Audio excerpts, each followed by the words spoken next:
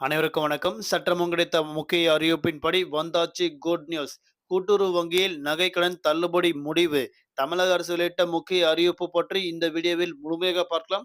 Video skip பண்ணாம கடைசி வரைக்கும் பாருங்க.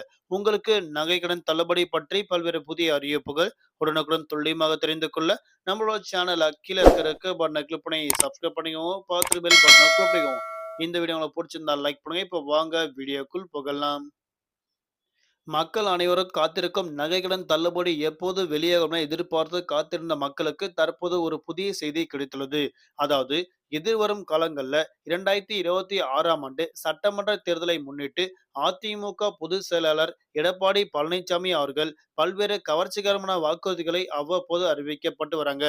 இதில் குறிப்பாக மாணவர்கள் பெற்றுள்ள கல்வி கடன் மற்றும் மாற்றுத்திறனாளிகள் கூட்டுறவு சங்கங்கள் பெற்றுள்ள கடன்கள் அனைத்தும் அதிமுக ஆட்சிக்கு வந்தவுடன் தள்ளுபடி செய்யப்படும் எனவும் அவர்கள் உறுதியளித்துள்ளனர். கடந்த தேர்தலில் வழங்கப்பட்ட வாக்குறுதிகளைப் போலவே இம்முறையும் விளிம்பு நிலை மக்களின் வாக்குகளை கவரும் வகையில் இந்த அறிவிப்புகள் வெளியாகியுள்ளது. அது மட்டுமல்லாமல் அதிமுக இந்த அறிவிப்புகளுக்கு போட்டியாக திமுக அரசு கூட்டுறவு சங்கங்கள்ல நிலுவையில் இருக்கும் நகைக்கடன்கள் தள்ளுபடி செய்வதற்கான பூர்வாங்க பணிகளை தொடங்கியுள்ளதாக அறிவிக்கப்பட்டனர். ஏற்கனவே 5 சவரன் வரையிலான நகைக்கடன்கள் தள்ளுபடி செய்யப்பட்ட நிலையில் தற்போது தகுதியுள்ள மற்ற கடன் விவரங்களை சேகரிக்க கூட்டுறவு சங்கங்கள் குறிப்பாக கூட்டுறவுத்துறை அதிகாரிகளுக்கு உத்தரவிட்டுள்ளதாக தற்போது தகவல் வெளியாகியுள்ளது. இதனால் விரைவில் முதலமைச்சர் மு.க.ஸ்டாலின் அவர்கள் நகைக்கடன் தள்ளுபடி குறித்து அதிகாரப்பூர்வமான அறிவிப்பு வெளியாகும் என தற்போது மக்கள் ஆர்வத்துடன் காத்திருக்கின்றனர். குறிப்பாக இன்னும் ஒரு மாதங்கள்ல கூட்டுறவு சங்கங்கள்ல பெறப்பட்ட நகைக்கடன்கள் தள்ளுபடி செய்வதற்கான புதிய அறிவிப்பு முதலமைச்சர் மு.க.ஸ்டாலின் அவர்கள் அதிகாரப்பூர்வமான அறிவிப்பு வெளியிடப்படலாம் என மக்கள் காத்திருக்கின்றனர்.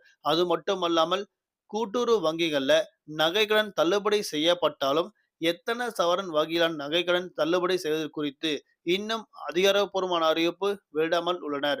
அது மட்டுமல்லாமல் குறிப்பாக 2 முதல் 3 சவரன் வைத்துள்ள நகைக்கடன் தள்ளுபடி செய்வதற்கான வாய்ப்புகள் உள்ளதாக தற்போது அறிவிக்கப்பட்டனர்.